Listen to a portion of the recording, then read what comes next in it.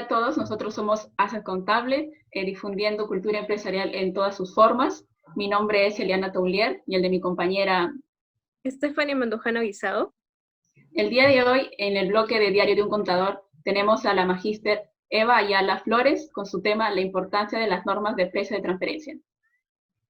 Hola a todos, hola Eliana, hola Stephanie, hola a todos los que estén viendo ese video. Mucho gusto, mi nombre, como bien lo han dicho, es Eva Carolina Ayala Flores.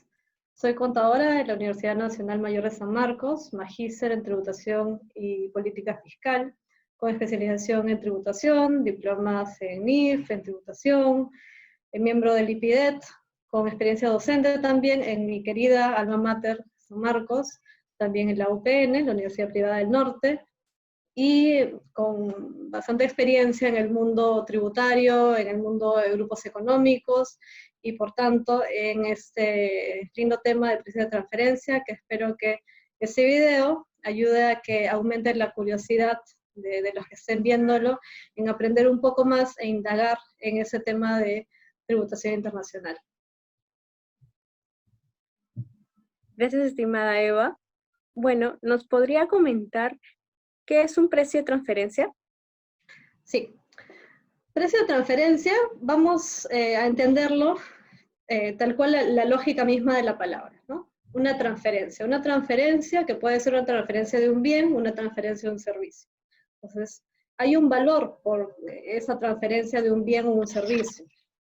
Y ese tema nos lleva al mundo de las empresas vinculadas, a las empresas que tienen alguna relación entre sí.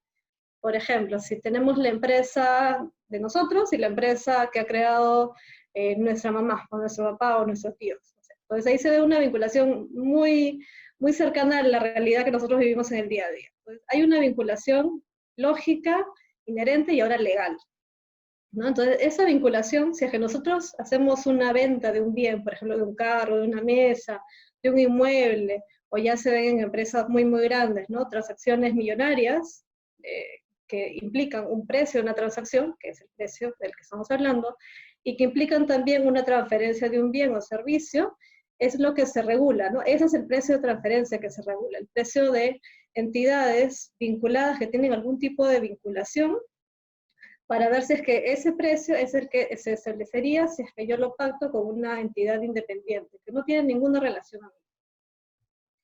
Ok. ¿Y qué criterios se utilizan para identificar estas partes vinculadas? Okay. Para eso, cada legislación, porque el precio de transferencia no es un tema único en el país, único en el Perú, es un tema que ya se ve en todo el mundo. La vinculación, cada país define qué se entiende por empresa vinculada. En nuestro país se define en el reglamento de la ley del impuesto a la renta, el artículo 24, nos establecen diversos supuestos bajo los cuales se entiende una empresa como parte vinculada.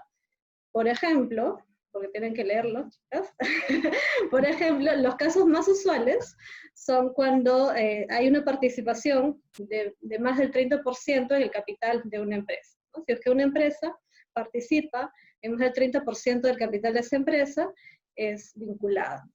También hay vinculación si es que tienen directores o gerentes que tienen poder de decisión y que forman parte de dos o más compañías, entonces hay vinculación entre ellas.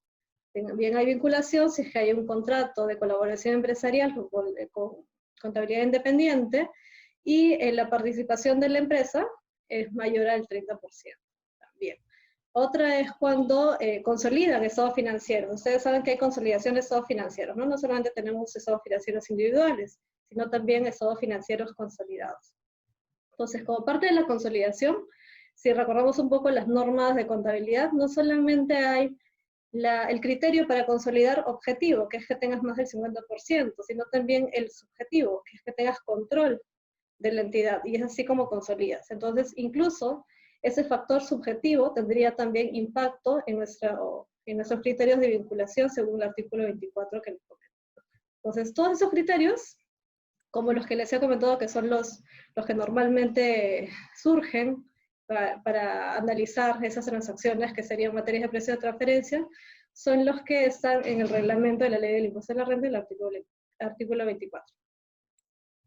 Gracias, profesora. Disculpe, ¿las normas de precio de transferencia solo aplican para las operaciones vinculadas? No. Es un gran error, ¿no? Un error común. Al inicio, ni siquiera al inicio, pero normalmente solamente aplican para ese tipo de empresas vinculadas, pero la norma tributaria no solamente establece que para eso, sino también para transacciones que se hacen desde, hacia o a través de paraísos fiscales, como lo llamamos, pero ahora esa palabra ya ha ido creciendo. Ahora ya no es simplemente paraíso fiscal, sino países no cooperantes o territorios de baja o nula imposición. Eso está en el anexo 1 del reglamento de la ley del impuesto a la renta, y también si es que se hacen transacciones con empresas cuyas rentas o ganancias de la transacción finalmente son sujetas a régimen fiscal preferencial. Entonces, todas esas actividades, no solamente las que son convinculadas, son materia de precios de transferencia. Okay. Y profesora, ¿qué obligaciones de precio de transferencia existen en el Perú? Ok, hay 3 reportes. Al inicio, cuando comenzó todo este mundo de precios de transferencia en el país, solamente teníamos le llamamos EPT, haciéndolo en resumido, que es el estudio de precios de transferencia, que primero comenzaba con una declaración jurada y adjuntábamos incluso el PDF y ahí terminaba la historia. Entonces, conforme ha ido pasando el tiempo, a lo largo de los años, se han ido creando nuevos reportes a la par de las directrices de la OCDE, ¿no? Porque, como les digo, es un tema mundial. Entonces, hoy por hoy tenemos 3 reportes: el reporte local, el reporte maestro y el reporte país por país. Entonces, cada año tenemos que ver si es que estamos obligados a llevar 1, 2 o los 3. El reporte local, ¿cuándo somos obligados a llevarlo? Si es que hemos tenido más de 2.300 UITs como ingreso en el año anterior, o sea, por el año que tendríamos que hacer el reporte, y tenemos más de 100 UITs de transacciones convinculadas. Entonces ahí nos aplica reporte local. Y en ese reporte local es muy similar a la información que presentábamos en el EPT, en el estudio de precios de transferencia, porque se señalan todas las transacciones que se han tenido, que están dentro del ámbito de precios, no solamente las vinculadas, como les digo, sino las 3. Se señala la descripción de cada una de las actividades, el método aplicable, por qué se ha aplicado ese método y no otro de los establecidos, y cuál ha sido el resultado, si es que la operación, si es que la transacción está o no a valor de mercado. Eso es el reporte local. Entonces se envía la información y ya está, ya cumplirse con la primera parte de los 3 reportes. El segundo reporte, el reporte maestro, aplica si es que se han tenido más de 20.000 UITs como ingreso de vengado, ¿no? Entonces, si es que tenemos más de 20.000 UITs de ingreso de vengado durante el año, tenemos que presentar el reporte local. Y si es que tenemos más de 400 UITs de transacciones convinculadas. En ese reporte maestro, ya se envía más información descriptiva del grupo en general, ¿no? No solamente de la empresa en Perú, sino del grupo. Cuáles son las políticas del grupo, cuál es la posición financiera, fiscal del grupo. ¿Sí? Entonces es un reporte más macro, más descriptivo a nivel general de cómo está funcionando el grupo.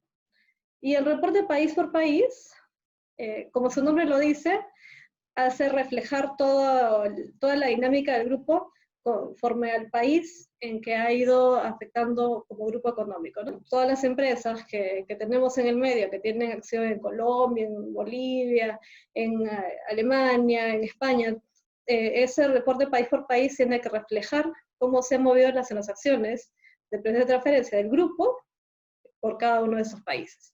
Ese reporte solamente lo presenta en la matriz del grupo, la que consolida toda la información.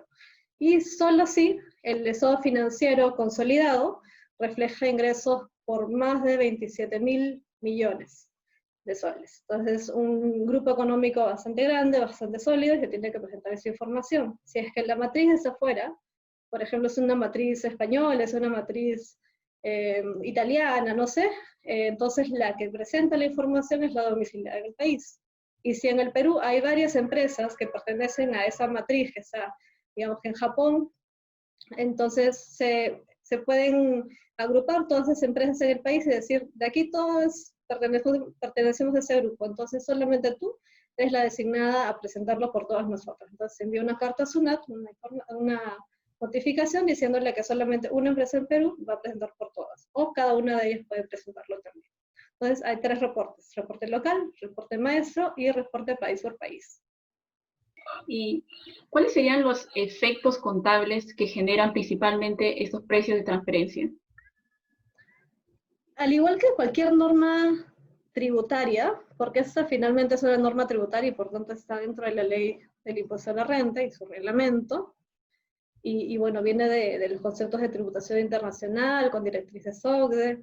Cualquier norma tributaria no tiene que tener un efecto en la contabilidad. La contabilidad se basa en NIF, ¿no? Tenemos nuestras NIF para determinar nuestros estados financieros, y no es que dentro de una norma y me diga, tienes que registrarlo, tienes que registrar esa operación como activo porque yo te lo digo y soy SUNAT, y no, porque siendo contadores, al momento de registrar nuestras operaciones y mostrar tales en los estados financieros, tenemos que demostrar que estamos cumpliendo las NIF, demostrar que estamos teniendo en cuenta los criterios contables, no los criterios tributarios, no las normas tributarias. Entonces, es un sesgo que se tienen, que tenemos, porque a veces también gana un poco el cumplimiento tributario, y primero se entiende qué es lo que quiere SUNAT, qué es lo que quiere nuestra administración tributaria, y luego recién se revisa la norma contable, que debería ser siempre al revés.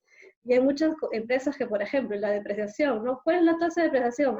Ve a lo que dice el reglamento del impuesto a la renta, artículo 22. Y no es lo correcto, ¿no? Es la tasa te la pone SUNAT, no es lo correcto. Las tasas de depreciación se establecen según normas contables, tú tienes que evaluar el activo, y por qué lo vas a usar, y cuánto lo vas a usar, es lo mismo. Entonces, para precio de transferencia, que puede tener un impacto económico, puede tener un impacto en impuesto a la renta, este impacto no tiene que, per se, impactar en la contabilidad. No es que voy a ver mi norma de precio de transferencia para ver cómo contabiliza esta operación con la vinculada. Entonces, es también un error frecuente que se ha tenido siempre con temas de IGB, siempre con temas de renta, de que tengo primero que ver la norma tributaria para ver cómo registrar. Y ahora que se está teniendo más presente ese mundo de precio de transferencia, también se piensa a veces, he encontrado con casos en los que el contador ve, ya, ¿y cómo lo ve precio de transferencia para ver cómo registrar? No, o sea, eso es un impacto posterior, eso es la determinación del impuesto, la determinación de que estamos teniendo la operación para fines fiscales dentro de los rangos de mercado, pero no tiene que impactar en nuestras normas contables, porque salvo que la NIF lo estipule y que nos diga, hazle caso a precio de transferencia, hazle caso a tu administración tributaria, que no creo que nunca se dé, no creo que se dé en algún momento, no tendría impacto. Gracias, en serio es muy importante saber eso. Y díganos, ¿qué efectos tendrá la coyuntura del COVID en la aplicación del precio de transferencias en las normas de ahora?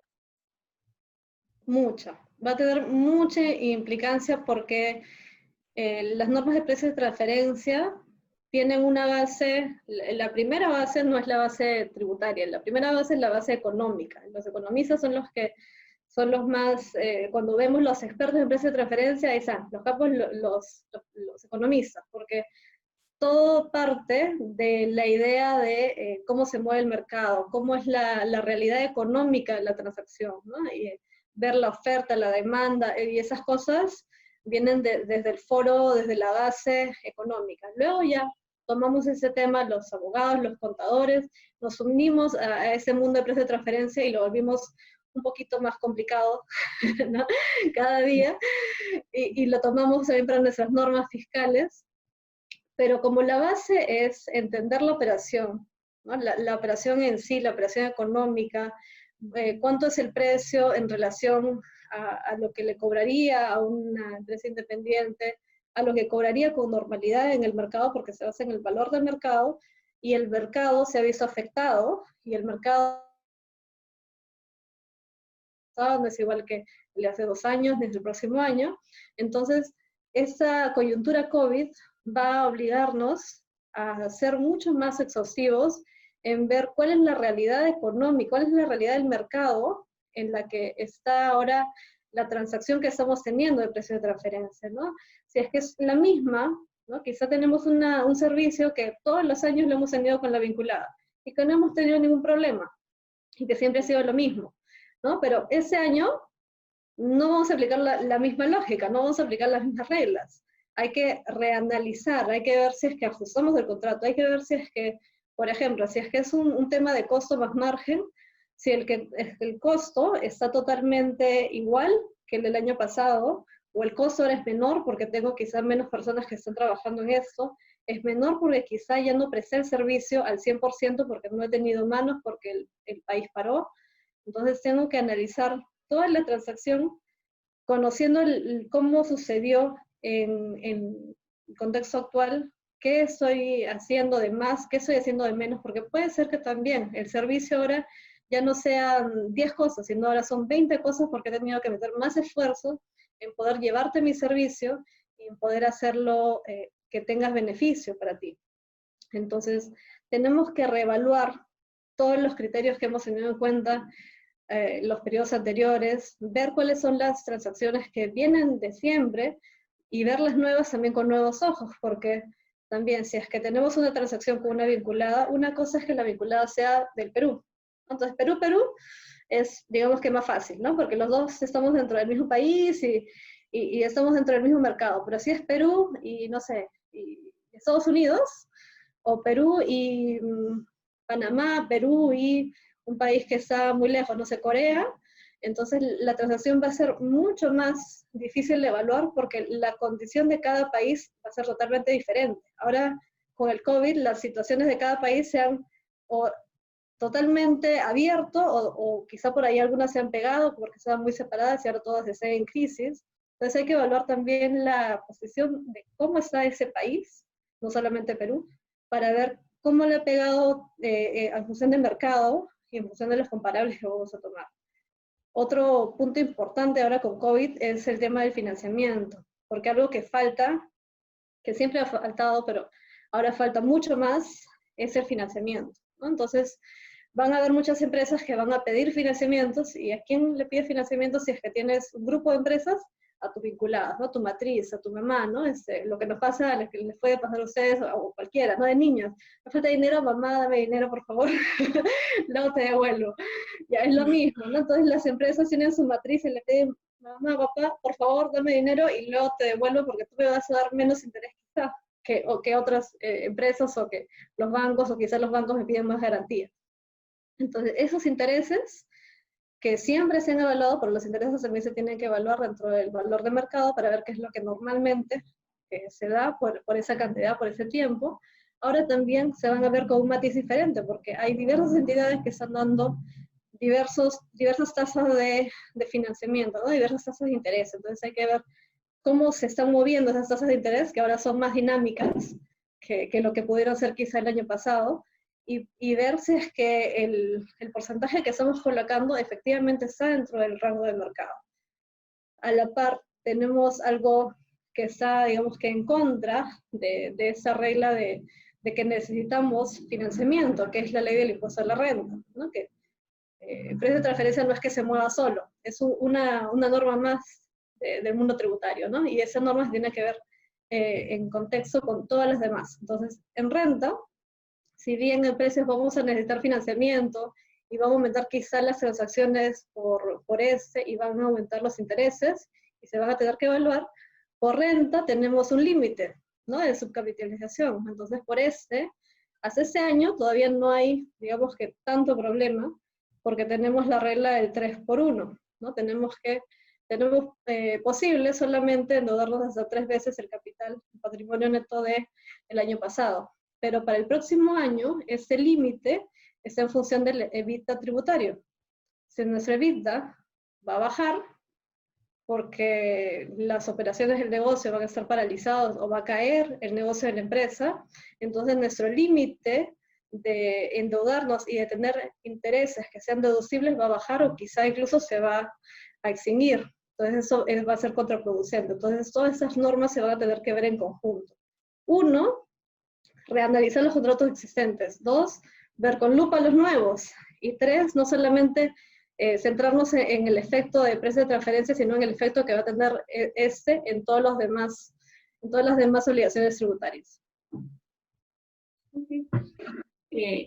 Usted como especialista y en su amplia trayectoria, ¿cuál es la expectativa que debemos que tener sobre los precios de transferencia en el Perú en los siguientes años?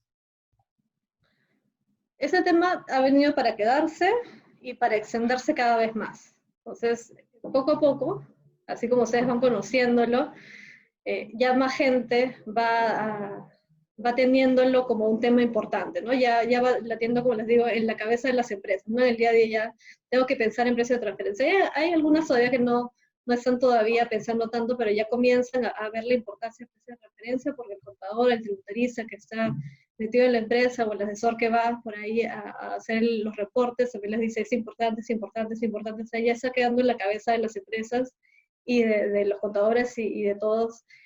Es importante el precio de transferencia, ¿no? Entonces alguien te dice detrás y ya se te va quedando grabada ese mensaje. Entonces ya va quedando grabado el mensaje y es muy importante que quede, porque la expectativa de ese tema es que tanto las empresas como los contadores van a seguir teniendo mayor control de esas transacciones que están dentro de ese ámbito de acción, ¿no?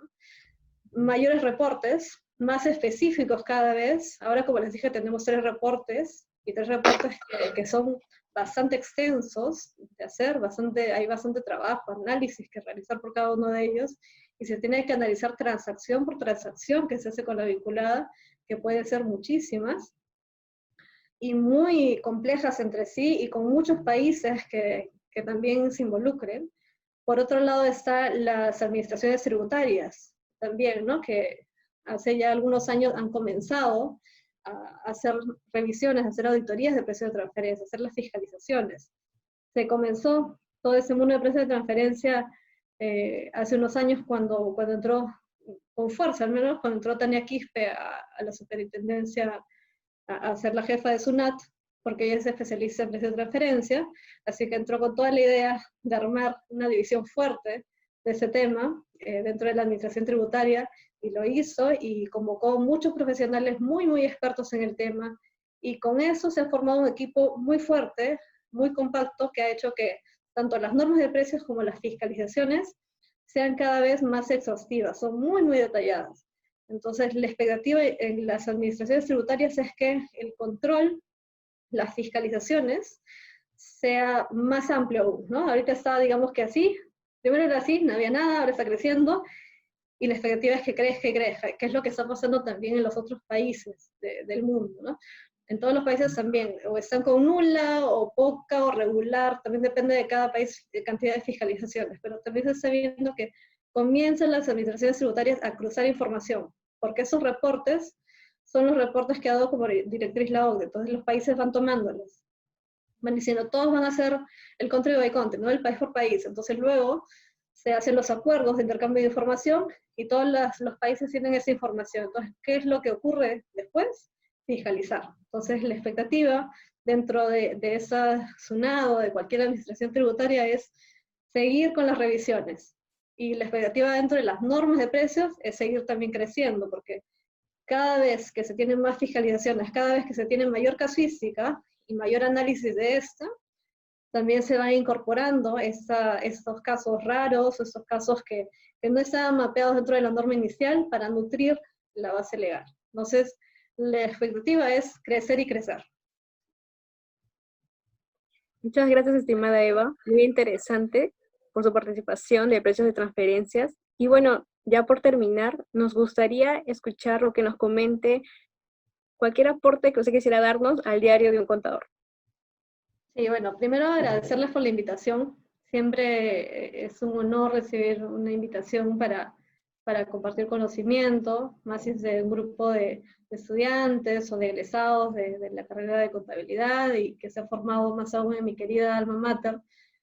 Así que primero, gracias por la invitación.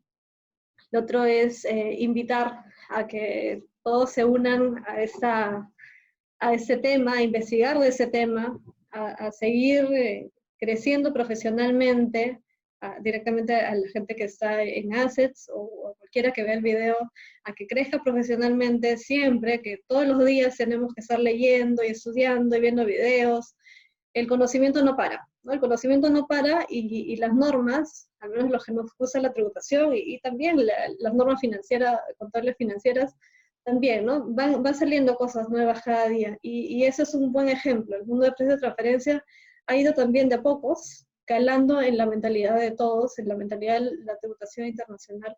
Entonces, si es que no estamos vigentes, luego nos vamos a dar cuenta de que ya pasó todo un buen tramo del que nos perdimos y el que nos contarán, pero ya no fuimos partícipes, ¿no? Entonces, es bueno estar siempre vigentes, no dejen de leer, no dejen de estudiar.